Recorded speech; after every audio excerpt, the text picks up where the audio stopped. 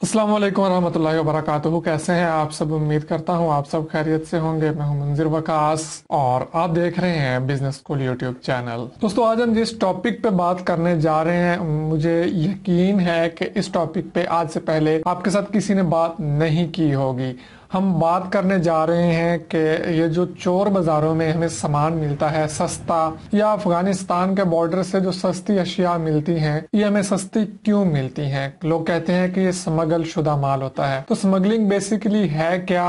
Smuggle शुदा माल जो हम खरीदते हैं, चोर बाजार से जो सामान खरीदा जाता है, उससे हमें क्या फायदा हासिल हो सकते हैं और उसके हमें क्या नुकसानात हो सकते हैं, और ये चोर बाजार में सामान आता कहाँ से है, कैसे आता है, ये सारी बातें आज की वीडियो में हम डिटेल के साथ डिस्कस करने वाले हैं। ये वीडियो सिर्फ एजुकेशनल पर्पस के लिए बनाई जा रही है। इस वीडियो का ये मकसद हरगिज नहीं है कि आप लोगों को स्मगलिंग सिखाई जाए, नहीं, ऐसा कोई मकसद नहीं है। इस वीडियो का मकसद खालिसतन आप लोगों को नॉलेज, आपके नॉलेज में इजाफा करना है कि ये जो चोर बाजार में जो सामान होता है, जो स्मगलिंग का माल आता है, ये कहाँ से आता है, कैसे आता है, इसको खरीदने के क्या फायदे हैं और क्या नुकसानात हैं, और आप कहाँ से खरीद सकते हैं। ये सारी बातें हम डिटेल के साथ डिस्कस करने वाले हैं। वीडियो की तरफ बढ़ने से पहले हमेशा की तरह आपको ये सजेस्ट करूंगा कि अगर आपने अभी तक हमारा चैनल सब्सक्राइब नहीं किया तो नीचे रेड कलर का सब्सक्राइब बटन बना हुआ है, उस पर क्लिक करके चैनल को सब्सक्राइब कर लीजिए और साथ में बेल आइकन पर भी लाजमी क्लिक कर लीजिए। उससे हमारे आने वाले तमाम वीडियोस की नोटिफिकेशन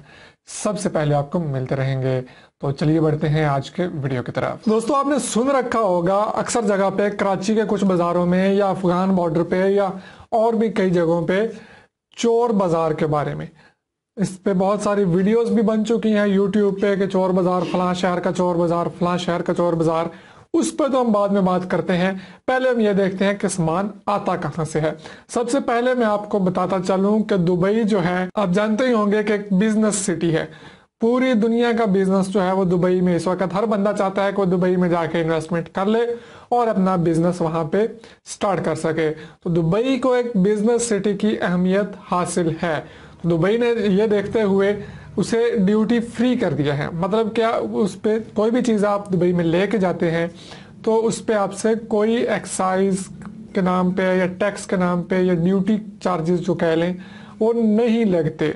जैसे हमारे यहाँ इंपोर्ट पे कस्टम वाले चार्ज करते हैं, दुबई इस हिसाब से कस्टम फ्री है। दुबई में कोई ड्यूटी वो नहीं चार्ज करते। तो हमारे जो कुछ दोस्त होते हैं, खान भाई या पंजाबी, जो भी सारे, ये क्या करते हैं कि दूसरे मुल्कों से कोई भी चीज़ खरीदते हैं, जो चीज़ वो यहाँ पे सेल करना चाहते हैं उस हिसाब से उस मुल्क के रेट से लेते हैं और उसे भेज देते हैं दुबई में। वहां से दुबई के लिए बुक करवा लेते हैं। लेट्स सपोज यूके से, किसी भी कंट्री से, बरतानिया से वही चीज़ हो गई, जर्मनी से, टर्की से, कहीं से भी कोई चीज़ खरीदना चाहते हैं और यहाँ पे पाकिस्तान में वो प्रोडक्ट बेचना चाहते हैं या इंडिया में या अफगानिस्तान में, तो क्या करते हैं कि वहां से वो चीज़ खरीदते हैं और दुबई में भेज देते हैं। क्योंकि दुबई में कोई उनको एक्साइज चार्जेस नहीं लग रहे होते, कोई ड्यूटी नहीं लग रही होती। वहां पे गोदाम बने होते हैं, वहां पे जाके ना वो चीज़ अपनी स्टोर कर देते हैं। अब वहां से क्या करते हैं, वहां से दुबई से वो डायरेक्ट बुक करवाते हैं अफगानिस्तान के लिए। तो अफगानिस्तान के लिए जो सामान बुक होता है उसका प्रोसेस कुछ इस तरह से है कि पाकिस्तान के पोर्ट्स वो यूज करते हैं। दुबई से जो सामान आता है समंदर के रास्ते से, वो पाकिस्तान के रास्ते से होता हुआ पाकिस्तान के पोर्ट्स को अफगानिस्तान यूज करता है और फिर बॉर्डर क्रॉस करता है। तो अब जैसे ही सामान आता है, पाकिस्तान अफगानियों से कोई ड्यूटी नहीं लेते। इनका ये मुआहदा है कि जो सामान अफगानिस्तान का समुद्री रास्ते से आएगा उस पर कोई एक्साइज ड्यूटी वगैरह नहीं लगेगी, कोई चार्जेस नहीं लगेंगे। अब उनको क्या पे करना पड़ता है, उन्हें सिर्फ टूल प्लाजे पे करना पड़ते हैं। टूल प्लाजा ये लफ्ज होता है वैसे, तो वो सिर्फ टूल प्लाजे यहाँ के पे करते हैं और सामान अपना यहाँ से ले जाते हैं। कुछ लोगों की ये भी माइंड में आ रहा होगा कि ऐसे तो फिर पाकिस्तानी भी अफगानिस्तान के नाम पे बुक करवा के कहीं भी उतार लें, तो ऐसा नहीं हो सकता।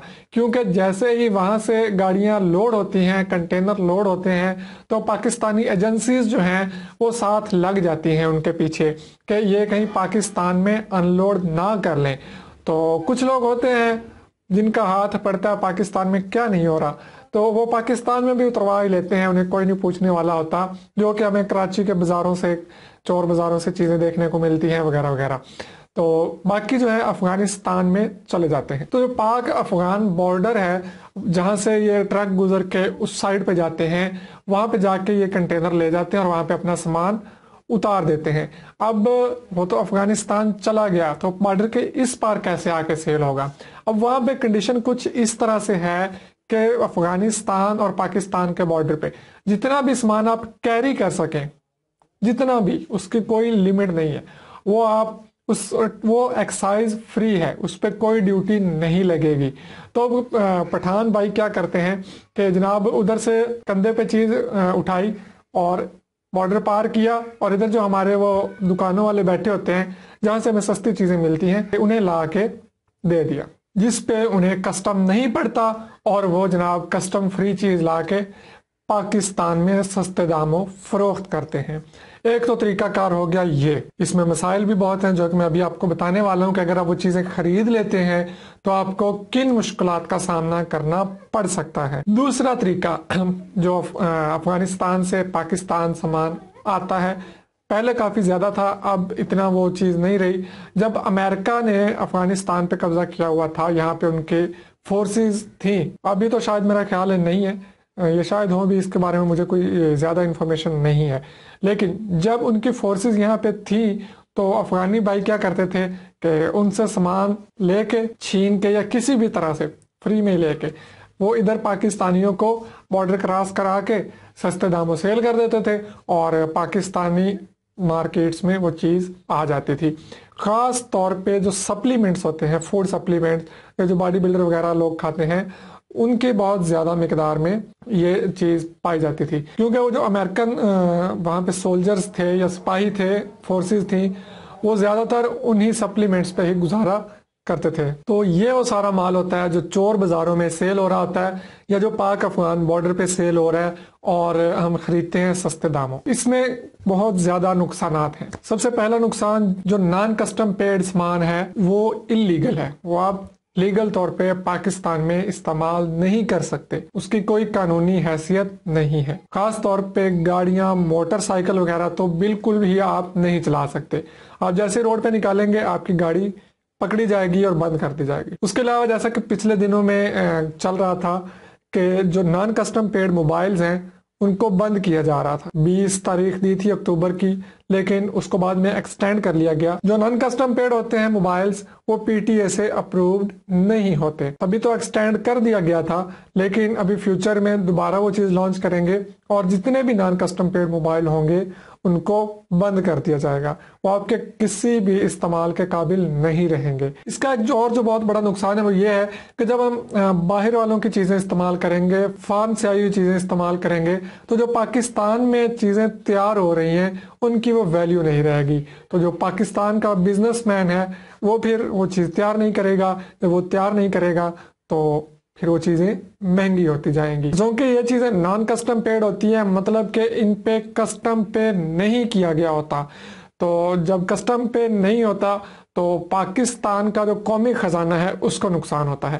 پاکستان میں جتنی بھی چیزیں آتی ہیں ان پہ جب جو کسٹم لگتا ہے وہ سارا پیسہ پاکستان کے قومی خزانے میں جاتا ہے، تو جب اس پہ کسٹم ہی نہیں پے ہوگا، وہ 2 نمبر طریقے سے پاکستان میں آئی ہوگی، تو اس سے پاکستان کے قومی خزانے کو بھی نقصان ہوگا۔ اور اس ڈیوٹی کا ایک مقصد یہ بھی ہوتا ہے کہ امپورٹ کی ویلیو کو کم کیا جائے لوگوں کے ذہن میں، اور امپورٹ کو تھوڑا سا مشکل بنایا جائے باہر سے چیزیں لانا، اور پاکستان کے جو لوکل میڈ پروڈکٹس ہیں ان کو پروموٹ کیا جائے۔